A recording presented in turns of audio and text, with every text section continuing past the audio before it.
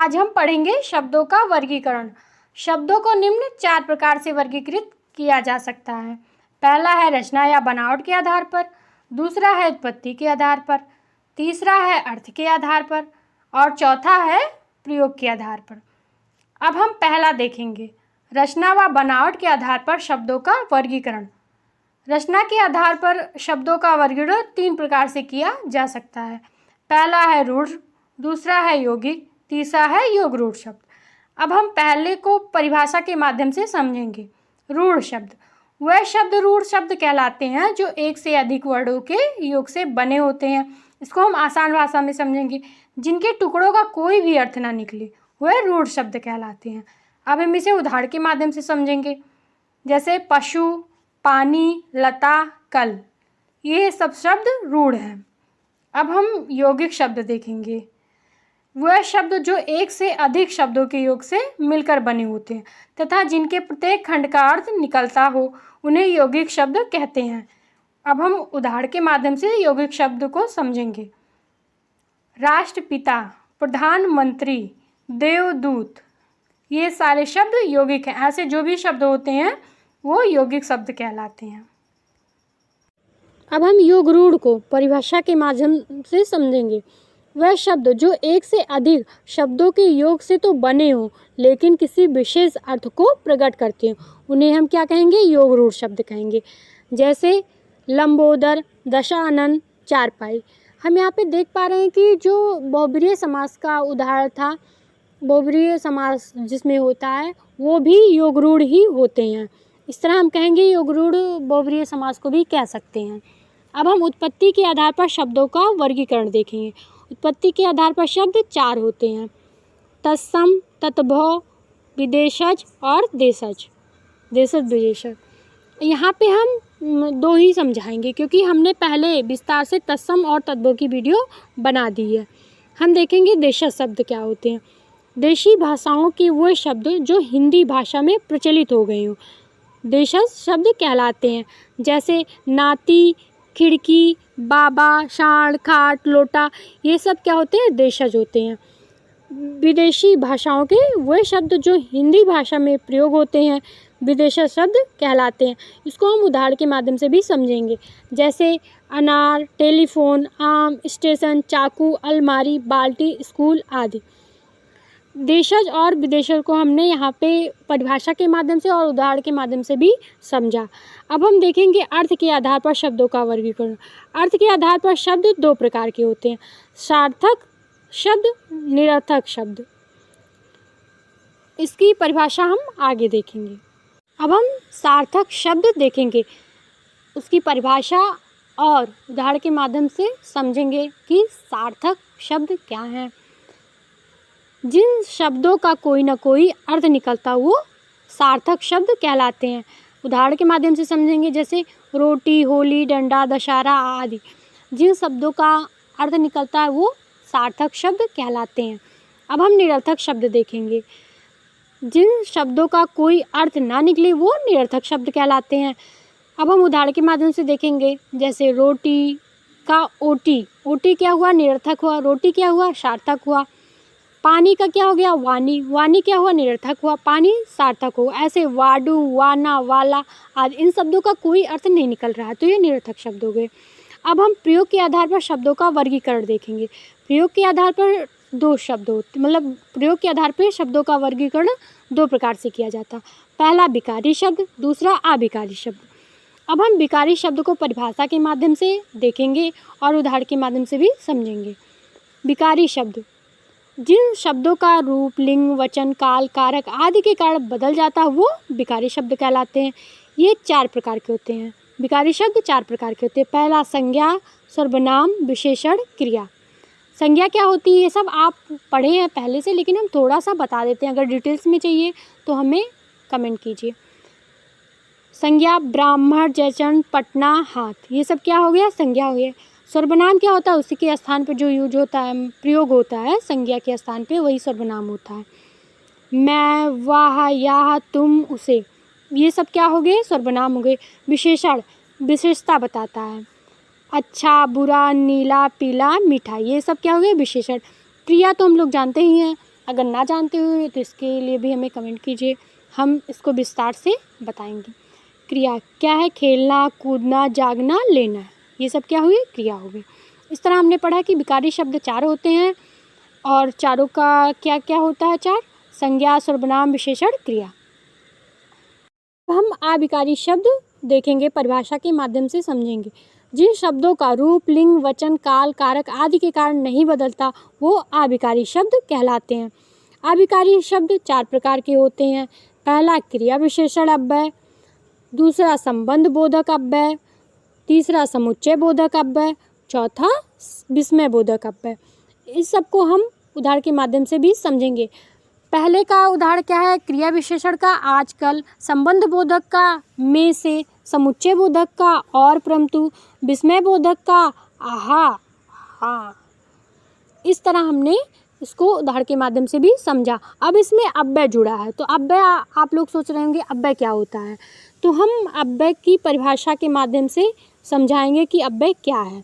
अव्यय जब किसी शब्द में लिंग, वचन, कारक के प्रयोग से भी कोई परिवर्तन नहीं होता तो उन शब्दों को अव्यय कहा जाता है। अव्यय को अविकारी शब्द भी कहते हैं। अव्यय का रूपांतर नहीं किया जा सकता, इसलिए इन शब्दों को अविकारी शब्द कहा जाता है और इनका व्यय नहीं किया जा सकता, इसलिए अव्यय कहते हैं। जैसे जब, तब, अभी, अरे, वहाँ, इधर, कब, क्यों, वाह, आ, ठीक, अरे। इस तरह हमने अव्यय को भी देखा और समझा। जहाँ जो ना समझ में हमें कमेंट करते रहिए। अब हम पश्तो शब्दों को याद करने की ट्रिक देखेंगे। पाकिस्तान के गुंडे कलूटे होते हैं जो खर्राटे और गुलगपाड़ा मतलब हो हल्ला करते हुए डेरों में रहते हुए अटकलें लगाते हैं। डेरों में वह अखरोट खाते हुए पठानों से मटर गश्ती और तहस नहस करके अपनी भड़ास निकालते हैं। उनको कोई टसमस नहीं करता। हमने जहाँ जहाँ पे टिक की है वो सारे पश्तो शब्द हैं। पश्तो शब्द को हमने कहानी के माध्यम से समझाया है। अब हम फारसी शब्द की ट्रिक देखेंगे। शादियों में आसमानी आतिशबाजी व शोर होता है। सुर्ख रंग के खूबसूरत गुलाब और 2 यार गुफ्तगू करते दिखते हैं। बाजार, कारखाना, दरगाह, बंदरगाह, रास्ते, राहगीर सब खाक हो गए। कोरोना में सरकार के फरमान से हरदम बंदा अपने आप को बंदिश में महसूस करता था। हमेशा होशियार रहना पड़ता था। उम्मीद यही रहती थी कि जुकाम, सीने में दर्द, दमा ना हो। लोग समझते थे कि खुदा न खास्ता अगर किसी राहगीर को पनाह देने का वादा कर दिया तो यह कमबख्त जख्म ही उन्हें कब्रिस्तान तक पहुंचा तबाह कर देगा। हमने फारसी शब्द को अच्छे से समझाया, जहाँ जहाँ पे हमने टिक किया है। अब हम अंग्रेजी शब्द को भी कहानी के माध्यम से याद करेंगे। पोस्ट कार्ड मनी ऑर्डर किया, ऑफिस गए, क्लर्क गार्ड से मिले, साइकिल की ब्रेक खराब हुई, स्कूटर की बैटरी, मोटर, इंजन भी खराब हुआ। हमने सब ठीक करा। फिर हम कार, बस, ट्रेन से खूब घूमे। Jam, jelly, chocolate, toast, biscuit, toffee, cake, माचिस, gas, lamp, jug, plate, cup, blouse, jumper, boot, hat, sweater, bushirt, pant, coat सब खरीदा। फिर कॉलर ठीक करी। अस्पताल गए, नर्स, कंपाउंडर, डॉक्टर सबसे मिले। ऑपरेशन वार्ड में हॉर्निया का ऑपरेशन हुआ। Cancer, malaria, plague, cholera, diphtheria रोगियों को देखा। आते हुए स्कूल, कॉलेज, लाइब्रेरी पढ़ी। ध्यान आया कि पेन, पेंसिल, कॉपी, पेपर लेना है। पेंशन निकाली, सब लिया। वोट देने गए। अफसर, डिप्टी कलेक्टर, जज, मजिस्ट्रेट के पूरी यूनियन को देखा। टैक्स के काम से कोर्ट में अपील भी की। इस तरह हमने जहाँ जहाँ पे टिक किया वही वही अंग्रेजी शब्द है। अब हम अरबी शब्द याद करने की ट्रिक देखेंगे। अरबी शब्द को हम कहानी के माध्यम से समझेंगे ताकि हमें परीक्षा में टिक करने में आसानी हो। हे अल्लाह, अमीर आदमी अजीब है। अदालत में अक्ल से आज़ाद हो जाते हैं। इरादे और इशारे में इलाज के इंतज़ार में गरीब औलाद ने इज्जत और ईमान गंवा दिया तथा इनाम में इस्तीफ़ा मिला। कमाल है, कानून की मदद से कुर्सी पर कब्जा और किस्मत की किताब से कबीले की कीमत मिलती है। जनाब ज़िले में जलसा कर रहे थे, जवाब में जुर्माना हुआ।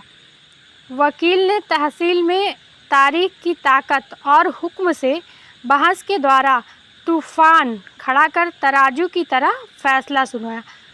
दफ्तर में लिफाफा और दुनिया में दौलत का नशा मतलब के लिए है। फ़कीर की शादी और शतरंज का नतीजा हलवाई के सुबह हिसाब जैसा है। मुल्ला जी ने मजहब को मशहूर करने के लिए मौलवी को ख़राब मौसम में मुहावरा सुनाने के लिए मजबूर किया। अब हम तुर्की शब्द को याद करने की ट्रिक देखेंगे। तुर्की शब्द को भी हम कहानी के माध्यम से याद करेंगे। जहाँ जहाँ पे हम टिक करते जाएंगे वही वही तुर्की शब्द होंगे। ऐसे हम जितने शब्द पढ़ा रहे हैं, जहाँ जहाँ पे टिक कर रहे हैं वही वही वो शब्द हैं। मुग़ल कालीन समय में खां बेगम, बहादुर बीबी, दरोगा व नौकर कुर्ता पहन बड़े अरमान से ताश खेलते व उर्दू बोलते। तभी एक लफंगे कुली को चेचक हो गया और वह बेकाबू हो आका आगा चिल्लाने लगा। चाकू, खंजर, तोप, चम्मच, बारूद कुछ न बिगाड़ सके।